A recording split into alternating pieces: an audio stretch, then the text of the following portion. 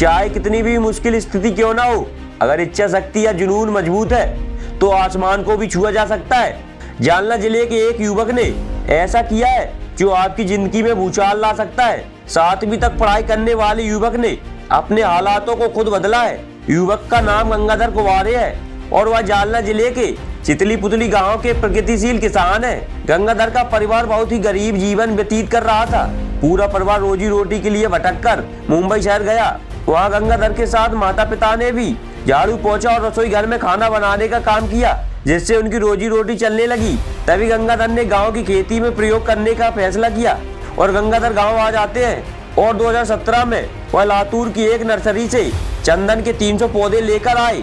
ये पौधे हमारे 1 एकड़ खेत में लगाए गए। उनकी माँ शुरू में इस खेती के खिलाफ थी, लेकिन उन्होंने अपनी माँ को समझाया और काम पर लग गए। उनकी मां ने 5 साल तक गांव में इन पेड़ों की खेती की। पेड़ों की प्रगति देखने के लिए गंगाधर हर हफ्ते मुंबई से घर आ जाते थे। चंदन की खेती के लिए उन्होंने पहले साल में 3.5 लाख रुपए खर्च किए। इसमें पौधों के लिए 60,000 रुपए और पाइपलाइन के लिए 3 लाख रुपए खर्च हुए। 4 साल तक उन्होंने विभिन्न फसलों की खेती की। ये चंदन के पेड़ परजीवी होते हैं, इसलिए इसमें नीम के पेड़ भी लगाए गए। उनके 1 एकड़ खेत में लगे 300 चंदन के पेड़ अब करीब 3 करोड़ रुपए के हैं। वहीं गंगाधर की कृषि में भी अलग अलग प्रयोग किए गए। अपने बड़े भाई को मुंबई में गैरेज सौंपने के बाद वह 2023 में गाँव लौट आए।